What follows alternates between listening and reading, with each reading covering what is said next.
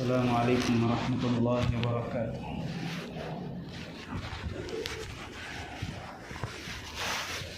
الحمد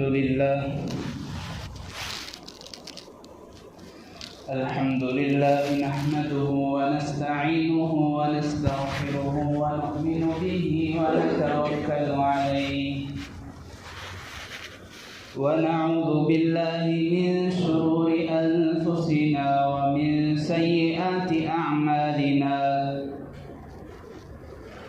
من يهده الله فلا مضل له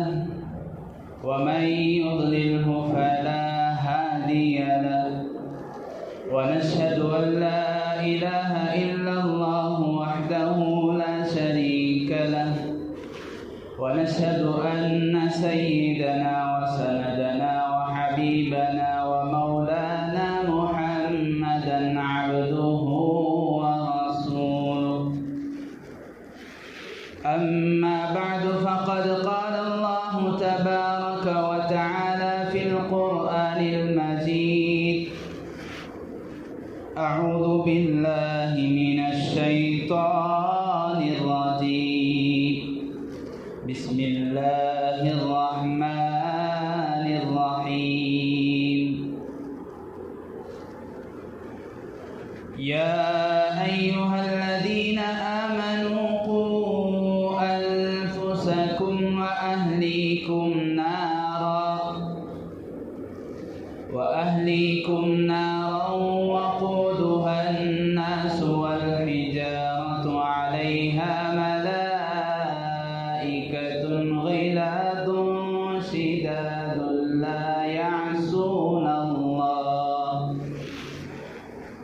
لا يعصون الله ما أمرهم ويفعلون ما يؤمرون. وقال تعالى في مقام آخر: يدنين عليهن من جلابيبهن ذلك أدنى أن يعرفن فلا يخضعن بالقول. وقال النبي صلى الله عليه وسلم: يا علي ثلاث لا تؤخر في الصلاة إذا آنت، والجنازة إذا حضرت، والأيم إذا وجدت لها كفؤا. وقال عليه الصلاة والسلام: إذا خطب لكم من ترضون دينه وخلقه فزوجوه، إلا تفعلوا تكن فتنة في الأرض وفساد عريض. وقال النبي صلى الله عليه وسلم: ثلاث من كن فيه وجد حلاوة الإيمان: أن يكون الله ورسوله أحب إليه مما سواهما، وأن يحب المرء لا يحبه إلا لله، وأن يكره أن يعود في الكفر كما يكره أن يقذف في النار، أو كما قال رسول الله صلى الله عليه وسلم: آمنت بالله صدق الله العلي العظيم، وصدق رسوله النبي الكريم، ونحن على ذلك من الشاهدين والشاكرين، والحمد لله رب العالمين. اللهم صل على سيدنا ومولانا محمد في أول كلامنا. اللهم صل على سيدنا ومولانا محمد في أوسط كلامنا. اللهم صل على سيدنا ومولانا محمد في آخر كلامنا. اللهم أيدنا بتأييدك اللهم أيدنا بتأييدك اللهم أيدنا بتأييدك يا رب العالمين۔ محترم معزز بزرگوں، دوستوں، نوجوان بھائیوں،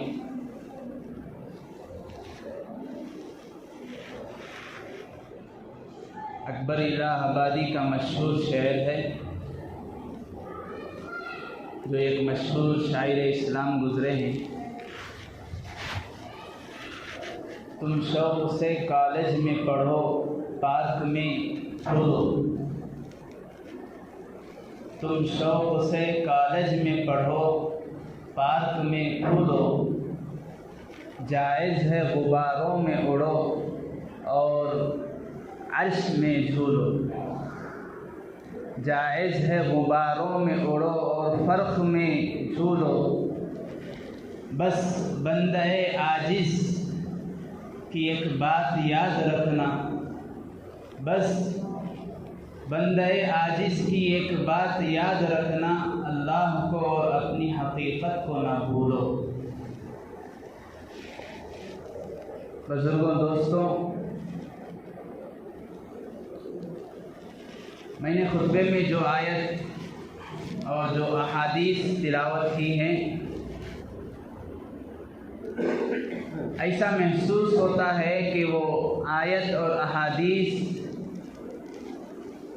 میرے اور آپ کے لیے، ہم سب کے لیے، ساری امت کے لیے موجودہ دور میں موجودہ حالت کے عکاسی، موجودہ حالت کے نقشے کو بیان کرتے ہوئے اس کا حل بتا رہی ہیں۔ موجودہ حالات جن سے امت مسلمہ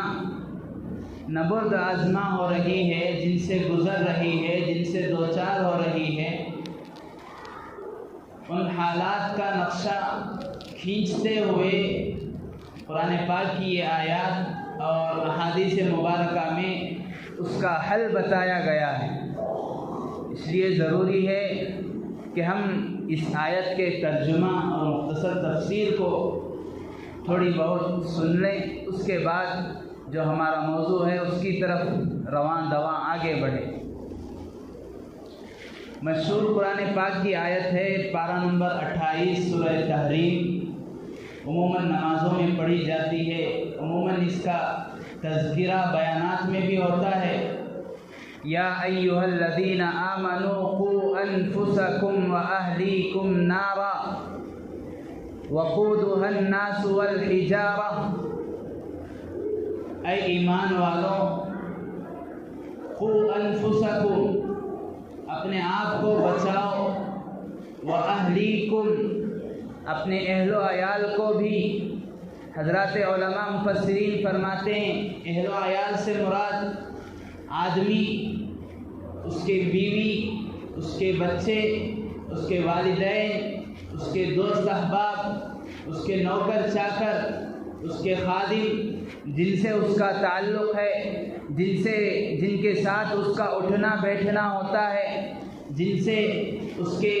رابطے ہیں، کنیکشن ہیں، جن کو وہ جانتا ہے، جن سے سلام دعا ہوتی ہے، یہ سارے لوگ اس آیت میں، اس حکم میں داخل ہو جاتے ہیں کہ قوا انفسکم واہلیکم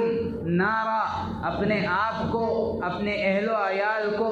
جہنم کی آگ سے بچاؤ۔ وقودها الناس والحجارہ، جس جہنم کا ایندھن، جس جہنم کی آگ جلتی ہی ہے لوگ اور پتھر سے،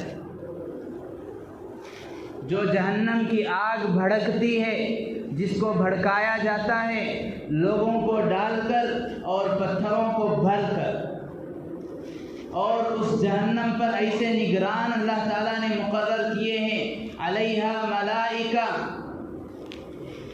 ایسے نگران، ایسے فرشتے مقرر ہیں کہ آدمی جس طرح آج دنیا میں کہیں پر کسی بڑے دربار میں جانا چاہتا ہے، کہیں پر پھنس جاتا ہے، سیاسی مجرم ہو جاتا ہے، حکومت کی نگاہ میں غدار سمجھا جاتا ہے، حکومت کی نظر میں وہ مجرم ہے، ملزم ہے، وہاں پھنس جاتا ہے تو وہاں رشوت دے کر باہر آ سکتا ہے، وہاں رشوت دے کر، وہاں پیسہ دے کر وہ وہاں سے باہر نکل سکتا ہے۔ فرشتے ایسے نہیں ہیں، لا یعصون اللہ تعالیٰ نے انہیں نگرانی دے دی تو وہ نگران بن کر رہیں گے۔ اگر ان کو تم یعنی میں اور آپ بلکہ ساری امت، ساری انسانیت، ایک آدمی اگر فرشتوں کو سونے کا ایک ایک پہاڑ بھی رشوت میں بدلے میں دے دے اور ان سے یہ کہے کہ مجھے جہنم سے نکال دو، لا یعصون اللہ ما امرہم، اللہ کے حکم کی رتی برابر بھی وہ نافرمانی نہیں کریں گے۔ لا یعصون اللہ ما امرہم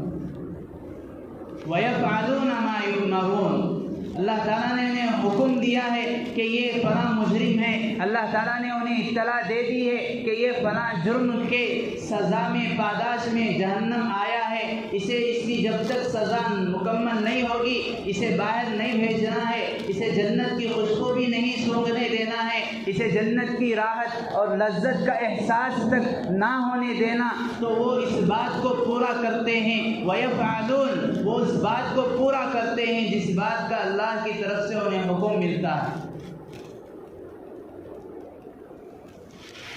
اور جو حدیث میں نے تلاوت کی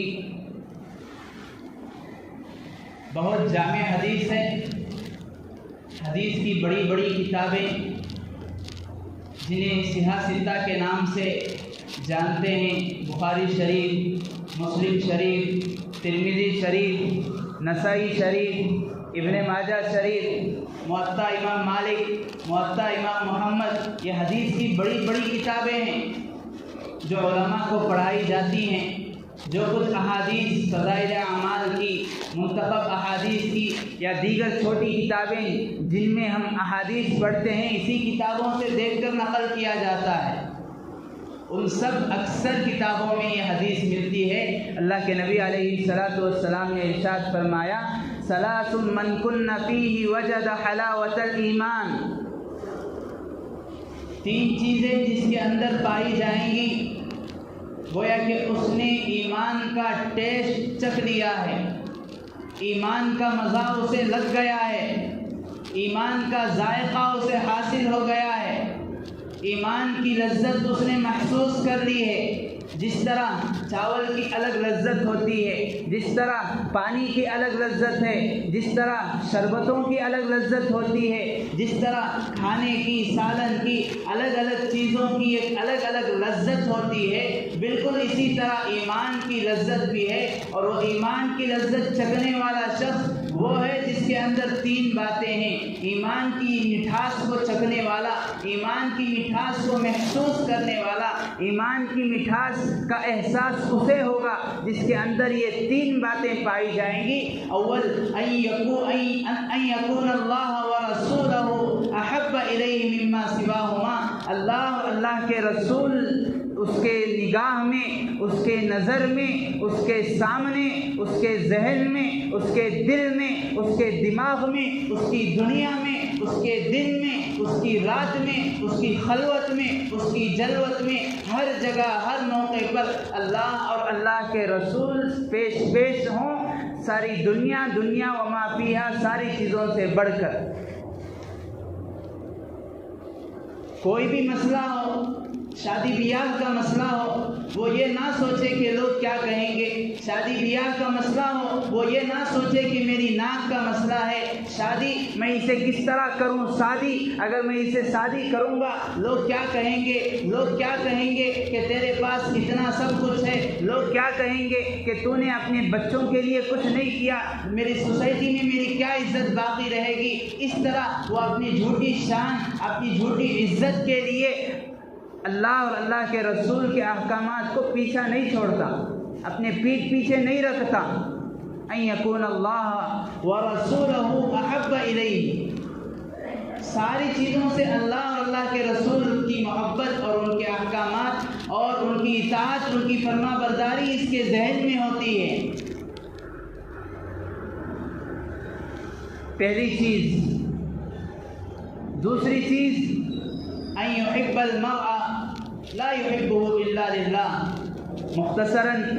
صرف احادیث، صرف قرآن اور حدیث کا ترجمہ بتاتے ہوئے میں آگے بڑھ رہا ہوں، ورنہ اگر تفصیل، تشریح اور تفسیر میں جائیں تو اسی پر سارا وقت ہو جائے گا اور وقت کم تنگ پڑ جائے گا۔ موضوع تو کچھ اور ہے، لیکن اہم احادیث اور بہت ہی اہم آیت ہے، ایسے ہیں گویا کہ آج کی امت مسلمہ کی حالت کو اللہ تعالیٰ بیان کر رہے ہیں اور اس کے حل کو بیان کیا گیا ہے۔ پہلی چیز، اللہ اور اللہ کے رسول کی محبت غالب ہو، اللہ اور اللہ کے رسول کا نام اس کے ذہن، دل و دماغ میں ہو، اللہ اور اللہ کے رسول کا حکم، رسول اللہ کی سنتیں اس کے سامنے ہوں۔ دوسری چیز، کسی سے جو اس کے تعلقات ہیں، کسی کے ساتھ ملتا ہے، کسی کے ساتھ اس کے رابطے ہیں، کسی کے ساتھ اٹھنا بیٹھنا ہوتا ہے، وہ بھی اللہ کے لیے ہو۔ ایسا نہیں کہ اپنا مقصد، اپنا مفاد جب تک رہے گا تب تک اس سے دوستی، تب تک اس سے تعلق، تب تک اس سے رشتہ داری، تب تک وہ میرا دوست، مفاد ختم، مقصد ختم، سلام دعا بھی ختم۔ یہ چیز جس کے اندر ہوگی، نہ اس کا ایمان مکمل ہوا، نہ اس نے ایمان کا مزہ چکھا ہے۔ اسی لیے ایک حدیث پاک میں فرمایا، من احب للہ وابغض للہ، کسی سے تعلق اللہ کے لیے ہے، کسی سے دوری اللہ کے لیے ہے، کسی سے محبت اللہ کے لیے، کسی سے نفرت اللہ کے لیے، فقد استکمل الایمان، اس کا ایمان مکمل ہو گیا، کامل ایمان والوں کی فہرست میں اس کا شمار ہے۔ ایک اور روایت میں یہاں تک بیان کیا گیا، ایسا شخص جو اللہ کے لیے کسی سے تعلقات کو بڑھاتا ہے، تعلقات کو باقی رکھتا ہے، ایسا شخص جو اللہ کے لیے اس کا کسی سے محبت کرنا، کسی سے بات کرنا، کسی سے سلام دعا کو باقی رکھنا، کسی کے ساتھ اٹھنا بیٹھنا، کسی سے بات کرنا، کسی کے ساتھ مسکرا کر ملنا، کسی سے خندہ پیشانی کے ساتھ ملنا، کسی سے ہنسی مذاق اللہ کے لیے شریعت کے دائرے میں رہتے ہوئے کرنا، ایسے شخص کو کل قیامت کے دن ایسا وقت جب ہر ایک کو اپنی حالت کی، ہر ایک کو اپنے آپ کی پڑی ہوگی، ہر ایک اپنے گناہوں کی وجہ سے پسینے میں ڈوبا ہوا ہوگا، جس کے جتنے گناہ ہوں گے اتنا پسینے میں شرابور غرق ہوگا، تیر رہا ہوگا، نہا رہا ہوگا۔ ایسے وقت میں اللہ کے لیے کسی سے تعلق رکھنے والا، ایسے وقت میں اللہ کے لیے کسی سے رابطے کو باقی رکھنے والے شخص کو اللہ تعالیٰ اپنے عرش کے سائے میں جگہ نصیب فرماتے ہیں۔ الغرض، دوسری چیز، ان المرء يحب المرء لا يحبه الا للہ، کسی سے محبت، کسی سے تعلق، کسی سے رشتہ، کسی کے ساتھ رابطہ اللہ کے لیے ہو۔ تیسری چیز جو اہم ہے، جو آج کا موضوع ہے، ان یکرہ ان یعود الکفر کما یکرہ ان یقذف فی النار، کہ وہ اسے یہ چیز ناگوار لگے، بہت کٹھن لگے،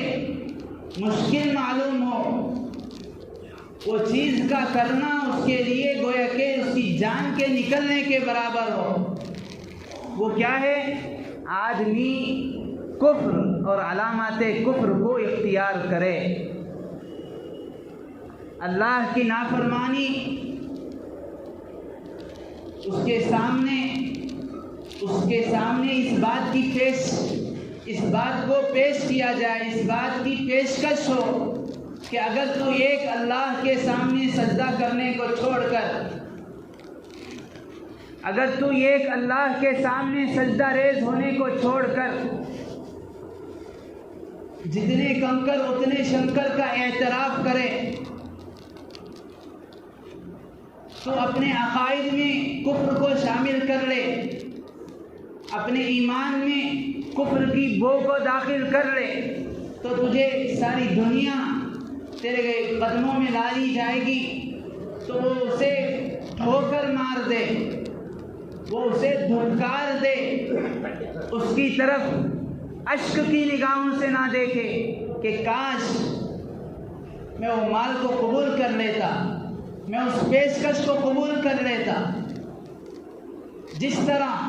کما یکرہ ان یقذف فی النار، جس طرح اسے آگ میں ڈالے جانے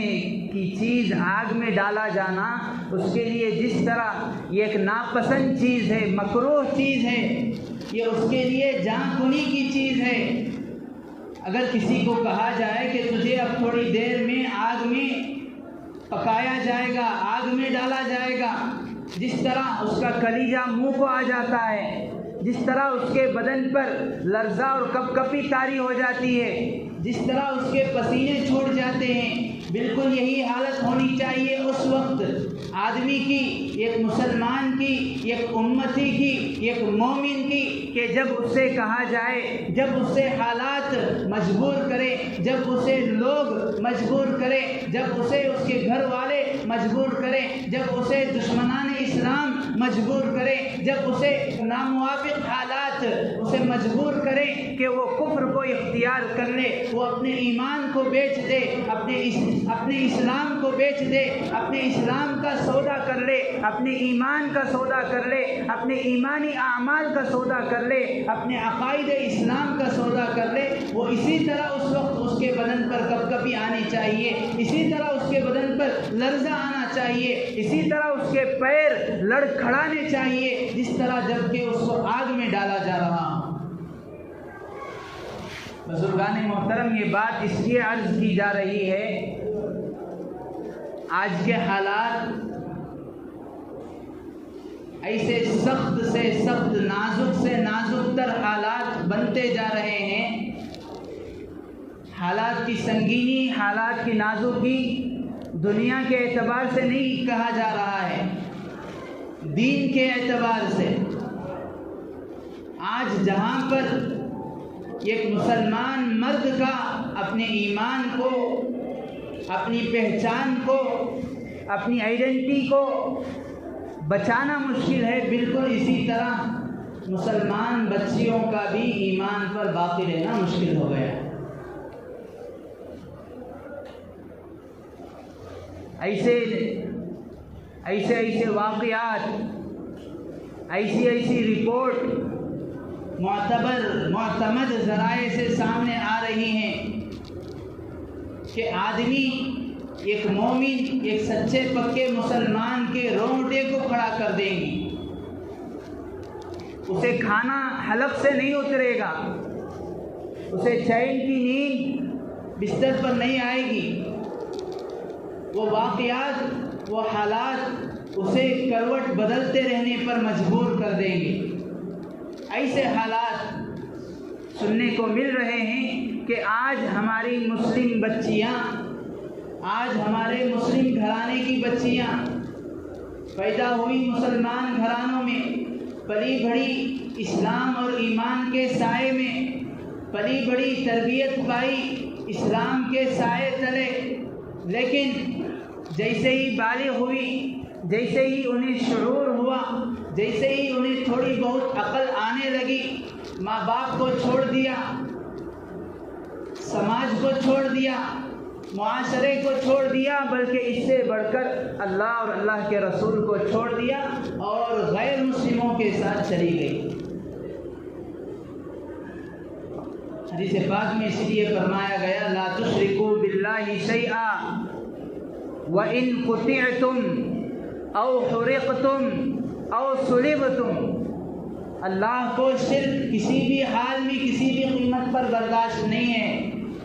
اسی لیے قرآن پاک اور احادیث مبارکہ کی کئی ساری آیتیں، کئی سارے احادیث اس بات کو بیان کرتی ہیں کہ اللہ تبارک و تعالی ہر گناہ کو معاف کر سکتے ہیں، ہر غلطی پر معافی کا قلم پھیل سکتے ہیں، ہر غلطی اور ہر نافرمانی اللہ تعالیٰ کو برداشت ہے سوائے شرک کے۔ ان اللہ لا یغفر ان یشرک بہ ویغفر ما دون ذلک لمن یشاء۔ اللہ کے نبی نے فرمایا، لا تشرکوا باللہ شیئا۔ حضرت معاذ ابن جبل، حضرت عبادہ ابن صامت، کئی سارے صحابہ اسی طرح کی حدیث کو روایت کرتے ہیں، اللہ کے نبی علیہ السلام نے اوصانی خلیلی اوصانی حبیبی، میرے خلیل نے، اللہ کے نبی محبوب دو جہاں صلی اللہ علیہ وسلم نے ہمیں وصیت کی، ہمیں اس بات کی نصیحت کی، لا تشرکوا باللہ شیئا، ہمیں اس بات کا پابند بنایا کہ امت تک اس پیغام کو پہنچا دو کہ اللہ کو شرک برداشت نہیں ہے۔ اگرچہ کہ تمہیں ایسا موقع آ جائے، اگرچہ کہ تمہاری سچویشن ایسی نازک ہو جائے کہ تمہیں یہ کہا جائے کہ تم ایمان کو چھوڑ دو ورنہ تمہارے ٹکڑے ٹکڑے کر دیے جائیں، تو تم ٹکڑے ٹکڑے ہونے کو پسند کرنا، ایمان کو کبھی مت چھوڑنا۔ تمہارے سامنے یہ حالات آ جائیں کہ تمہیں کہا جائے ایمان کو چھوڑ دو، شرک کو قبول کر لو ورنہ تمہیں جلا دیا جائے گا، او حرقتم، تم جلنے کو پسند کرنا مگر ایمان کو مت چھوڑنا۔ تمہارے سامنے ایسے حالات آ جائیں، تمہارے سامنے یہ ایسی نازک ترین اوقات آ جائیں، تمہیں یہ کہا جائے کہ ایمان اور اسلام کو چھوڑ دو ورنہ تمہیں او سلبتم، تمہیں سولی دے دی جائے گی، تم سولی پر چڑھنے کو پسند کرنا، شرک کو پسند مت کرنا۔ کیوں؟ ان اللہ لا یغفر ان یشرک بہ، اللہ کو کسی بھی قیمت پر شرک یہ معافی کی امید اس نے مت رکھنا۔ بزرگان محترم، ایسی اہم ترین چیز، ایسی اہم ترین نعمت جس سے ہمارا ماحول، ہمارا سماج، ہماری سوسائٹی، ہمارا معاشرہ نابلد ہے، نابلد تھا، ناآشنا تھا۔ اسی لیے میں نے جو آیت تلاوت کی، یا ایھا الذین آمنوا قوا انفسکم واہلیکم نارا،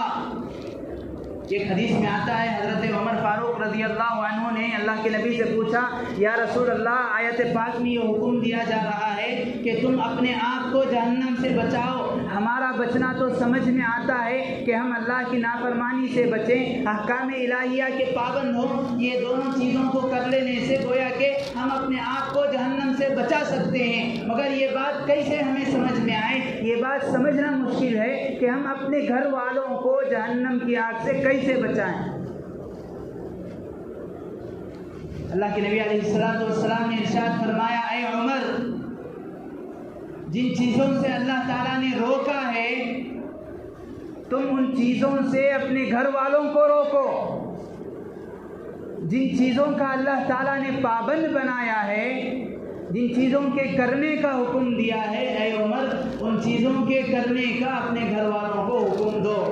اسی لیے حضرات فقہا علماء لکھتے ہیں، آدمی پر فرض ہے،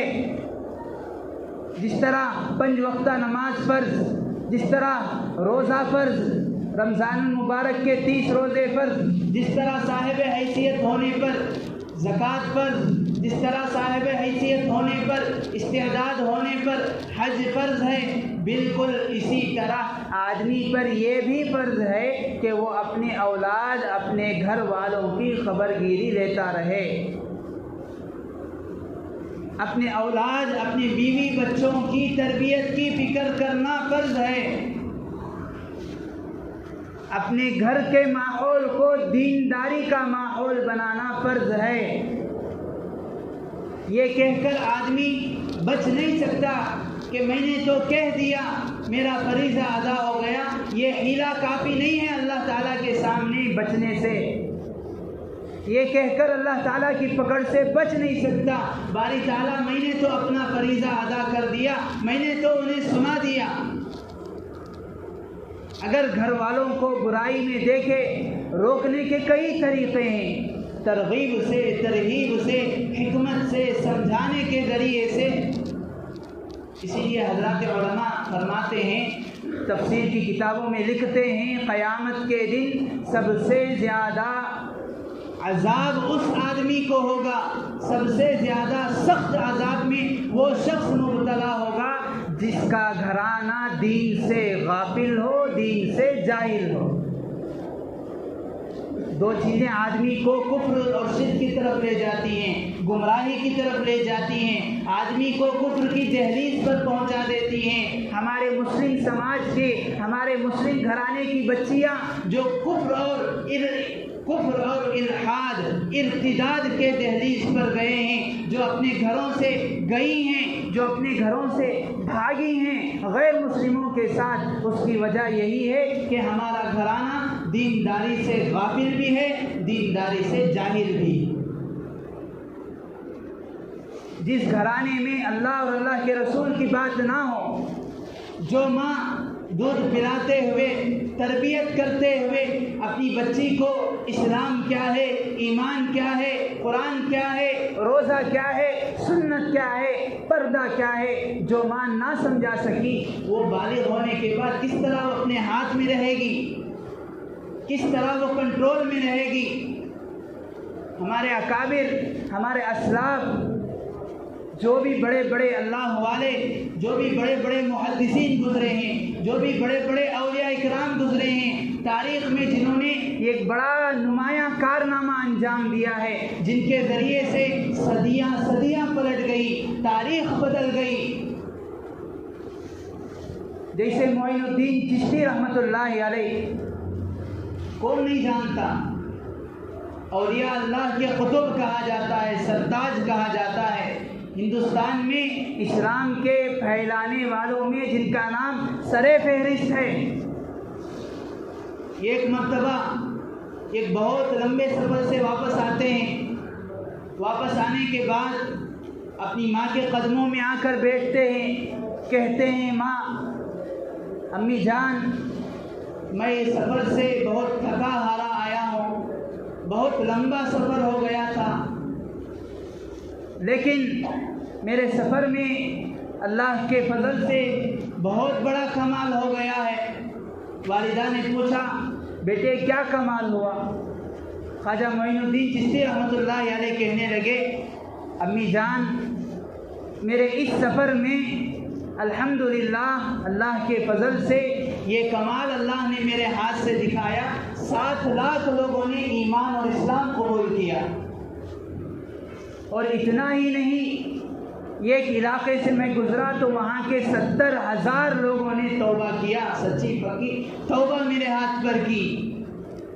اور اتنا ہی نہیں، جس علاقے کو بھی جاتا لوگ وہاں پر ایک جماعت کی شکل میں میرے پاس آتے، توبہ کرتے، ایک جماعت کی شکل میں، ایک وقت کی شکل میں میرے پاس آتے، اسلام قبول کرتے۔ والدہ کہنے لگی، بیٹے معین الدین، یہ تیرا کوئی کمال نہیں ہے، یہ میرا کمال ہے۔ حضرت معین الدین چشتی رحمۃ اللہ علیہ بہت حیران رہ گئے۔ اس سے پہلے اس کا یہ راز اس سے پہلے کھل کر سامنے نہیں آیا تھا، والدہ نے کبھی نہیں بتایا تھا، لیکن یہ وقت آ گیا تھا کہ معین الدین چشتی اللہ کے فضل کے بعد یہ اپنا کمال سمجھ رہے ہیں۔ والدہ نے کہا، بیٹے معین الدین، یہ تیرا کمال نہیں ہے، یہ میرا کمال ہے۔ حضرت معین الدین چشتی رحمۃ اللہ علیہ نے پوچھا، امی جان، میں تو یہ بات جانتا ہوں، مجھے یقین ہے کہ آپ جھوٹ نہیں کہہ سکتی، لیکن میں تو یہ سمجھتا ہوں کہ سفر کی مشقتیں میں نے جھیلی، سفر کے عذاب میں نے سہے، سفر کی مشکلوں کو میں نے سہا، میں گھر گھر گیا، میں گاؤں گیا، میں گلی گیا، میں سارے عالم کا سفر کیا، میں نے ساری مشقتیں جھیلی ہے، تو یہ کمال میرا ہونا چاہیے۔ لیکن مجھے یہ یقین بھی ہے کہ آپ کبھی جھوٹ نہیں بول سکتی، آپ نے میری صحیح تربیت کی ہے، بتا دیجئے یہ آپ کا کمال کیسے ہوا؟ حضرت معین الدین چشتی رحمۃ اللہ علیہ کی والدہ کہنے لگی، بیٹے معین الدین، میں جب بھی میں نے تجھے دودھ پلایا ہے، جب بھی دودھ کا قطرہ تیرے منہ میں جایا کرتا تھا، میں اللہ سے دعا کرتی تھی، اے اللہ یہ قطرہ اس کے منہ میں جا رہا ہے، اے اللہ یہ قطرہ اس کے پیٹ میں جا رہا ہے، اے اللہ یہ دودھ کا قطرہ اس کے جسم کے اندر پہنچ رہا ہے، اے اللہ میرے دودھ کے ایک ایک قطرے کے ساتھ ساتھ تو اسے ولایت کا نور عطا فرما، میرے دودھ کے ایک ایک قطرے کے ساتھ تو اسے ولایت کے درجے پر پہنچا۔ معین الدین یہ میری دعا آج اتنی رنگ لائی ہے کہ آج تیرے ہاتھ پر 7 لاکھ لوگوں نے اسلام قبول کیا، 70,000 سے زائد لوگوں نے توبہ کیا ہے۔ بزرگان محترم، اگر یہ ماحول ہمارے گھرانوں میں، اگر ہماری مائیں، اگر ہماری بہنیں، ہماری مستورات، ہمارے مسلم عورتیں اگر یہ ماحول، اگر یہ دینداری کا ماحول شروع کریں گے، اگر یہ دینداری کا ماحول قائم کریں گے تو وہ تربیت ہوگی جو تربیت خواجہ معین الدین چشتی کی ہوئی تھی، وہی تربیت ہوگی جو رابعہ بصری کی ہوئی تھی۔ ورنہ تو آج کے اس پرفتن دور میں ہمارے مسلم بچے، نوجوان بچیاں ہمارے ہاتھوں سے اتنے آگے نکل جائیں گے کہ کل مستقبل میں نہ یہ زمانہ ہمیں معاف کرے گا، نہ ہماری اولاد ہمیں معاف کرے گی۔ ایسے پرفتن دور میں مسلم بچیوں کا غیروں کے ساتھ چلا جانا یہ کوئی معمولی بات نہیں ہے۔ اس بات پر اور نہ یہ بات کافی ہے کہ ہم صرف افسوس کرتے ہوئے جیسے ہی بیان ہو جائے، جیسے ہی بات ہو جائے، ہم اپنے دامن کو جھٹک کر ایک کان سے ہم نے سنا بات کو مسجد ہی میں امانت کے طور پر رکھ کر چلے گئے۔ بزرگوں، دوستوں، یہ بات کو امانت کے ساتھ بلغوا عنی ولو آیا فلیبلغ الشاہد منکم الغائب، اس بات کو، اس پیغام کو ہمارے گھر کی مستورات، ہماری مائیں، ہماری بہنیں، ہماری بیٹیاں، ہماری رشتہ دار عورتیں ان تک پہنچانا ضروری ہے کہ گھر کے ماحول کو دیندار ماحول بنائیں، ہماری بچیوں کو دینداری کے ماحول میں پلنے بڑھنے کی فکر کریں، انہیں دینی تعلیم اول درجے پر دیں۔ یہ نہیں کہا جا سکتا کہ دنیاوی تعلیم نہ دیں، دنیاوی تعلیم آج کے زمانے، آج کے ماحول، اس دور کے حساب سے بہت ضروری ہے، لیکن سب سے پہلے اس بات کو ذہن میں، اس بات کو دل و دماغ میں اچھی طرح گانٹھ باندھ لینا چاہیے کہ اول نمبر پر ہم مسلمان ہیں، اول نمبر پر ہم مومن ہیں۔ کیا ہم نے دینی تعلیم کی فکر کی ہے؟ اپنی بچیوں کے ایمان، اپنی بچیوں کے اخلاق کو، اپنی بچیوں کی تربیت کو ہم نے کس طرح سنوارا ہے، کس طرح پروان چڑھایا ہے، اس کی فکر کریں۔ اب یہ ہماری بچیاں جو غیروں کے ساتھ، غیر مسلموں کے ساتھ جا رہی ہیں، ایک ایسی تعداد ہے جسے سننا ایک کڑوے گھونٹ کو پینے کے برابر ہے۔ ایسی رپورٹ ہمارے سامنے آئی ہے جسے سن کر ہمیں عبرت حاصل کرنا، اس سے سبق حاصل کرنا بہت ہی ضروری ہے۔ اسی لیے مختصراً وہ رپورٹ میں آپ حضرات کی خدمت میں بھی عرض کر دیتا ہوں تاکہ ہم اپنے گھرانے کی بچیوں کی، اپنے رشتہ داروں کی بچیوں کی، اپنے آس پاس، اپنے علاقے کی بچیوں کی، ان کے ایمان کی فکر کریں، ان کے حق میں جو صحیح تربیت ہے اس کا انتظام کریں۔ ابھی قریب ہی میں چند ہماری مسلم بہنیں، چند مسلمان عورتیں جو غیروں کے ساتھ گئی، اتنا ہی نہیں، ان کے ساتھ جانے کے بعد اپنی فوٹو اپنی سیلفی کو لے کر انہوں نے یہ وائرل کر دیا، اور یہ بھی اس کے ساتھ ٹویٹ کیا، یہ بھی اس کے ساتھ لکھا ہے کہ یہ ہم اپنی مرضی کے مالک ہیں، ہم پر کسی مذہب کو، کسی ریلیجن کو، کسی بھی چیز کو تھوپنا یہ جمہوری ملک کے قانون کے خلاف ہے۔ اس طرح غیروں کے سازشوں کی شکار ہو گئی۔ آج سے 3 بلکہ 4 سال پہلے 2017 میں RSS کی ایک تنظیم نے برملا طور پر علل اعلان میڈیا پر یہ بات کہی تھی کہ ہم 6 مہینے کے اندر 2100 مسلم بہنوں کو، 2100 مسلم بچیوں کو اپنے گھروں کی بہو بنائیں گے۔ لیکن رپورٹ کیا ہے؟ جمعیت العلماء کی رپورٹ بڑے بڑے علماء کی رپورٹ جو اس پر کام کر رہے ہیں، جو اس میدان میں اتر کر گھس کر گھر گھر جا کر کام کر رہے ہیں، ان کی سروے رپورٹ یہ ہے کہ گزشتہ 4 سالوں میں 2100 نہیں، انا للہ 40,000 مسلم بچیاں غیروں کے ساتھ چلی گئی۔ 40 نہیں، 400 نہیں، 4000 نہیں، 40,000 مسلمان گھرانے کی بیٹیاں غیروں کے ساتھ چلی گئی۔ اور صرف لڑکیاں نہیں ہیں بلکہ اس سے آگے بڑھ کر رپورٹ کے مطابق، سروے رپورٹ کے مطابق یہ بات بھی معلوم ہوئی کہ بڑی بڑی خواتین، شادی شدہ خواتین، بچے والی عورتیں، وہ بھی اپنے شوہروں کو چھوڑ کر، اپنے بچوں کو چھوڑ کر غیروں کے ساتھ چلی گئی، اب ان کے ساتھ زندگی گزار رہی ہیں۔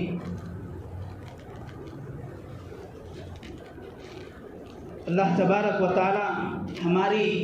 گھرانوں کی، ہمارے مسلم بچیوں کی، بہنوں کی، ماؤں کی دین و ایمان کی حفاظت فرمائے۔ اس فتنہ ارتداد سے، کفر اور شرک سے ہمیں اپنے گھر والوں کے اور اپنے ایمان کو بچانے کی فکر کرنے کی توفیق نصیب فرمائے۔ مختصر سی رپورٹ ہے، اسے سن لیں تاکہ ہم آگے اپنے گھروں کا ماحول، اپنے گھروں کا نظام